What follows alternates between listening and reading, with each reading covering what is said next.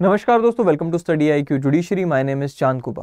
दोस्तों 2018 का Navtej Singh Johar versus union of India का केस आपको याद होगा। एक ऐसा केस जिसमें honourable supreme court of India ने पहली बार होमोसेक्सुअलिटी को डीक्रिमिनलाइज किया और ये कहा कि LGBT कम्युनिटी के पास भी वे सारे के सारे फंडामेंटल राइट्स अवेलेबल हैं जो कि बाकी सभी लोगों के पास अवेलेबल हैं, यानी कि इनसे भेदभाव नहीं किया जा सकता और इनके बाकी जो भी अधिकार हैं वो इन्हें मिलेंगे। आज हम इस केस से जुड़ी हुई बात करेंगे। इस केस के बारे में बात नहीं करेंगे, लेकिन इस केस से जुड़ा हुआ एक प्रोमिनेंट नाम रहा है जिसे आज हम डिस्कस करेंगे। वो नाम है एडवोकेट सौरभ किरपाल का। दरअसल 2017 से ही इनका नाम चर्चा का विषय बना है। 2017 में पहली बार दिल्ली हाईकोर्ट के कोलिजियम ने इनका नाम रिकमेंड किया था और ये कहा था that he is a fit candidate to be appointed as जज इन दिल्ली हाईकोर्ट। 2017 से 2022 आ गया, अभी तक ऐसा नहीं हो पाया है। ऐसा क्यों? एक छोटा सा फैक्ट मैं आपको बताना चाहूंगा, वो ये कि सौरभ किरपाल एक ओपनली गे एडवोकेट हैं, यानी कि वो ओपनली ये प्रोफेस करते हैं दैट ही इज अ गे। और इनको ऐसा लगता है कि 2017 से 2022 आ गया, अभी तक इनका नाम रिकमेंड नहीं हुआ है और उसके पीछे की जो मुख्य वजह है वो इनकी सेक्सुअल ओरिएंटेशन ही है। आज हम इनकी पूरी जर्नी देखेंगे 2017 से 2022 की। कब कब इनका नाम रिकमेंड करने के लिए भेजा गया, क्या क्या रहा, गवर्नमेंट ने क्यों रिजेक्ट किया, गवर्नमेंट की क्या रीज़न है, इन्होंने क्या क्या ब्लेम्स गवर्नमेंट के ऊपर लगाए, सुप्रीम कोर्ट कोलिजियम पे इन्होंने कुछ सवाल खड़े किए हैं, वो सारी बातें आज हम करेंगे। अंत में मैं आपसे भी पूछूंगा कि आपके इस पूरे मुद्दे पर क्या विचार हैं। चलिए शुरुआत करते हैं आज के अपने इस सेशन से। सबसे पहले मैं आपसे ये बताना चाहूँगा दोस्तों कि अगर आप पंजाब, छत्तीसगढ़ या फिर यूपी के प्री की तैयारी कर रहे हैं जो कि बहुत ही नज़दीक हैं, तो आप अपनी तैयारी को और बेहतर बना सकते हैं हमारे टेस्ट सीरीज़ को ज्वाइन करके। ये टेस्ट सीरीज़ बहुत ही अफोर्डेबल रेट पर आपको दी जा रही है। आपको करना क्या है, आपको CHAND का ये कोड इस्तेमाल करना है और आपको ये टेस्ट सीरीज़ एक डिस्काउंटेड प्राइस पे मिल जाएंगी। आप हमारी वेबसाइट पे जाकर इसका लाभ उठा सकते हैं। दूसरा ये कि अगर आप किसी भी स्टेट जुडिशियल एग्जामिनेशन की तैयारी कर रहे हैं तो आप हमारे स्टेट जुडिशियल एग्जामिनेशन के लिए तैयार किए गए स्मार्ट कोर्सेज का फ़ायदा उठा सकते हैं। इन कोर्सेज को आपकी स्टेट की नीड्स के अकॉर्डिंग तैयार किया जाता है, जिसमें सभी major minor laws, local laws और करंट अफेयर्स, साथ ही में आपकी स्टेट की नीड्स के अकॉर्डिंग जो भी रिक्वायरमेंट्स रहती हैं, लैंग्वेज की, GS की, वो सारी आपको प्रोवाइड की जाती हैं। साथ ही में आपको प्री की टेस्ट सीरीज फ्री मिलती है और इसके साथ साथ आपको हर फ्राइडे मौका मिलता है आपकी फैकल्टी से लाइव जुड़ के उनसे अपने सवाल पूछने का। आपको यहाँ पर भी CHAND का ये कोड इस्तेमाल करने पर एक डिस्काउंटेड प्राइस पे ये पूरा का पूरा कोर्स मिल जाएगा। आप इसका भी लाभ उठा सकते हैं ना। अब बात करते हैं सौरभ किरपाल की। जैसे कि मैंने आपको कहा कि एन ओपनली गे सीनियर एडवोकेट, 2002 में भारत के चीफ जस्टिस रह चुके श्री BN किरपाल के बेटे हैं और जैसे कि मैंने आपको कहा कि नवतेज सिंह जौहर के केस में एक प्रोमिनेंट लॉयर रहे हैं और साथ ही में अगर इनकी हम शिक्षा की बात करें तो ऑक्सफोर्ड और कैम्ब्रिज यूनिवर्सिटी से ये लॉ पढ़कर आ चुके हैं। उसके बाद लगभग 2 दशकों से ये भारत में एज एन एडवोकेट प्रैक्टिस कर रहे हैं और मार्च 2021 में इनको सीनियर एडवोकेट की डेजिग्नेशन भी मिल चुकी है। अब अगर हम बात करें इनकी 2017 से 2022 की जर्नी की, इनका नाम पहली बार 2017 में ही दिल्ली हाईकोर्ट के collegium which was headed by justice Gita Mittal, उन्होंने इनका नाम रिकमेंड किया था। 2018 में ऑनरेबल सुप्रीम कोर्ट ने पहली बार इनके नाम के ऊपर चर्चा की। उसके बाद हमें देखने को मिलता है कि 2018 के बाद जनवरी 2019 में भी जब कोलिजियम की मीटिंग हुई थी सुप्रीम कोर्ट के कोलिजियम की, तब भी इनके नाम के ऊपर चर्चा हुई, लेकिन इनका नाम भेजा नहीं गया सरकार को। 2019 के अप्रैल में भी ऐसा ही हुआ और अगस्त 2021 में भी हमें देखने को मिलता है कि नाम पर चर्चा तो हुई लेकिन कुछ क्लियरेंसेस नहीं मिलती हैं सरकार की तरफ से, इसलिए इनका नाम भेजा नहीं जाता है। खैर, उस समय के जो चीफ जस्टिस रहे थे जस्टिस CJI SA बॉबडे, उन्होंने भी पूछा था सरकार से कि भाई इनके नाम के ऊपर क्लियरेंस क्यों नहीं दी जा रही है, क्या ये एक गे व्यक्ति हैं इसीलिए इनके नाम के ऊपर क्लियरेंस नहीं दी जा रही है। सरकार को इसके बारे में जवाब मांगा गया था। खैर, इसके बाद हमें देखने को मिलता है कि नवंबर 2021 में सरकार की ऑब्जेक्शंस के बावजूद भी honourable supreme court of India के कोलिजियम ने इनका नाम आगे भेजा, सरकार को रिकमेंड किया कि इन्हें दिल्ली हाईकोर्ट के जज के रूप में एलिवेट किया जाना चाहिए।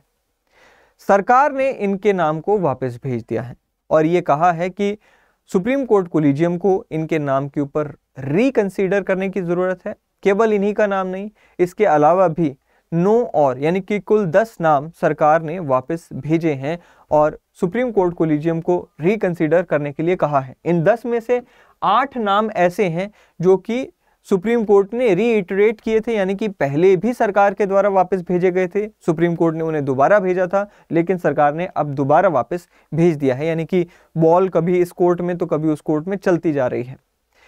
ऐसे में गवर्नमेंट इनके नाम को क्लियरेंस क्यों नहीं दे रही?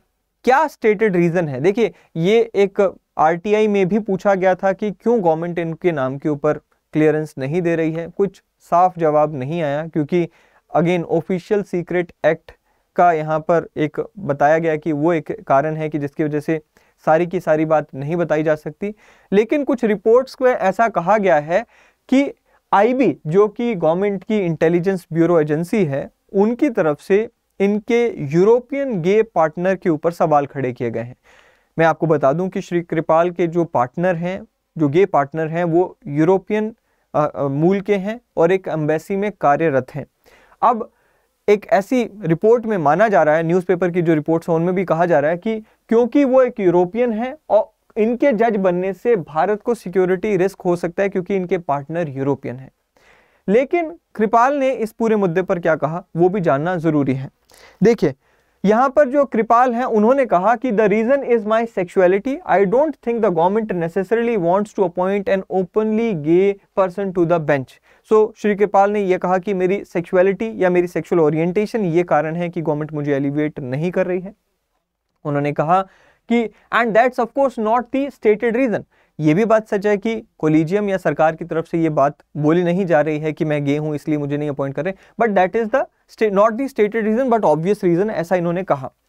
एंड उन्होंने ये भी कहा कि ये कोलिजियम सिस्टम की एक समस्या भी है कि कोलिजियम सिस्टम भी बताकर नहीं चल रहा है कि क्यों मेरे नाम के ऊपर मोहर नहीं लग रही है। अगेन कोलिजियम सिस्टम ओपेक है, उसके ऊपर भी सवाल खड़ा होता है एंड सरकार के ऊपर भी सवाल खड़ा होता है। साथ ही में उन्होंने ये कहा कि मीडिया रिपोर्ट्स में मैं अक्सर सुनता हूं कि जो मेरे पार्टनर हैं वो एक ह्यूमन राइट्स एक्टिविस्ट हैं। इन्होंने क्लियर किया कि वो ह्यूमन राइट एक्टिविस्ट नहीं है। उन्होंने कहा कि he is working as a visa officer in the embassy and has nothing to do with human rights. But obviously कहते हैं कि no one has ever contacted me so I can not give any kind of clarification. सरकार के ऊपर इन्होंने एक तरह से एक एलिगेशन भी लगाया कि सरकार, जो मौजूदा सरकार है, वो 377 जो कि क्रिमिनलाइज करता होमोसेक्सुअलिटी को, उसे डीक्रिमिनलाइज किए जाने से खुश नहीं है और वो भी एक कारण हो सकता है कि मुझे एलिवेट नहीं किया जा रहा। साथ ही में इन्होंने जुडिशरी के ऊपर भी सवाल खड़े किए हैं। जुडिशरी के लिए इन्होंने कहा है कि जुडिशरी एक्स्ट्रा ऑर्डिनरी कुछ ऐसा नहीं कर रही है माइनॉरिटी राइट्स को लेकर। उन्होंने क्या कहा, चलिए जानते हैं। इन्होंने कहा judiciary is not doing enough to uphold the rights of minority. He said, एक इंटरव्यू में अभी रिसेंटली उन्होंने कहा, the role of judiciary in upholding the rights of minorities has been less than stellar, यानी कि जो होना चाहिए था उससे कम है रोल जुडिशरी का। इन्होंने कहा कि जुडिशरी अपनी रिस्पॉन्सिबिलिटी से कहीं ना कहीं बची है when it comes to minorities। कई बार ऐसा देखने को मिला है। इन्होंने एक्सप्लेन भी किया कि 2 जगह पर हम ये देख सकते हैं कि जुडिशरी जब माइनॉरिटी राइट्स की बात आती है वहां पर अपनी जो रिस्पॉन्सिबिलिटीज है उससे पीछे हटी है। कैसे, चलिए देखते हैं। इन्होंने कहा कि एक तो तरीका वो है कि judiciary have shirked its responsibility in 2 ways। One was by not giving the full relief to the affected parties, यानी कि जो माइनॉरिटीज होते हैं जिनको फुल रिलीफ मिलना चाहिए उन्हें जुडिशरी ने हमेशा पार्शियल रिलीफ दिया है, फुल रिलीफ नहीं दिया है। उसमें एक एग्जाम्पल भी इन्होंने दिया। एग्जाम्पल था Anuradha Bhasin versus union of India का वो केस, जिसमें honourable supreme court of India ने ये अपहोल्ड किया था that access to internet is a fundamental right. अब इस केस में हुआ क्या था, मैं थोड़ा सा आपको बताना चाहूंगा कि एक तरफ तो honourable supreme court of India ने ये अपहोल्ड किया था कि access to internet is a fundamental right और जम्मू कश्मीर के लोगों के पास भी ये अधिकार है, but at the same time Jammu Kashmir में इंटरनेट को बहाल नहीं किया गया था। ये वो समय है जब 2019 के बाद हमें देखने को मिलता है कि जो धारा 370 थी उसे हटाया गया था ना, उसके बाद की ये कहानी। सो ये कहते हैं कि देखो ये भी एक ऐसा केस है जहां पर हमें देखने को मिलता है कि माइनॉरिटी राइट्स को अगेन रिकॉग्नाइज तो किया गया लेकिन उन्हें प्रॉपर या फुल रिलीफ नहीं मिलता। सो ये एक तरीका है जहां पे जुडिशरी हमें देखने को मिलता है कि अपने जो उनकी कार्यशैली है या जो उनकी रिस्पॉन्सिबिलिटी है उससे पीछे हटी है। दूसरा, इन्होंने कहा कि कई बार ऐसा भी हमें देखने को मिलता है कि जुडिशरी उन केसेस को सुनती ही नहीं है जहां पर माइनॉरिटी राइट्स आ जाते हैं। सो अगेन कहते हैं जी, when you do not stop something it is not simply your inaction, it is your action in permitting that to carry on. So again कई बार ऐसे मुद्दे होते हैं जहां पर माइनॉरिटी राइट्स को बचाने की बात आती है, लेकिन उन केसेस को जुडिशरी टेक ही नहीं, आई मीन उनको सुनती ही नहीं है। सो इस दो तरीके से इन्होंने अपनी नाराजगी जुडिशरी से जाहिर की। But at the same time इन्होंने करंट सीजेआई से और इनके जो प्रीडिसेसर रहे हैं उनसे अपनी अच्छाई या उनकी होप भी एक्सप्रेस की, और उन्होंने कहा कि करंट सीजेआई के अंडर हमें ऐसा लगता है कि कुछ पॉजिटिव हो सकता है। अब बात आती है कि friction between judiciary and government. अब देखिए, हम सब जानते हैं कि पिछले कुछ समय से जुडिशरी और गवर्नमेंट के बीच में एक फ्रिक्शन का माहौल बना हुआ है। जुडिशरी चाहती नहीं कि कोलिजियम सिस्टम हटे, एट द सेम टाइम कभी लॉ मिनिस्टर का बयान आ जाता है, कभी किसी और ऑफिशियल का बयान आ जाता है, किसी मिनिस्टर का बयान आ जाता है कि कोलिजियम सिस्टम होना नहीं चाहिए और इसकी जगह पर एनजेएसी होना चाहिए। अब ये फ्रिक्शन तो चलती आ रही है, इसमें कोई डाउट नहीं है।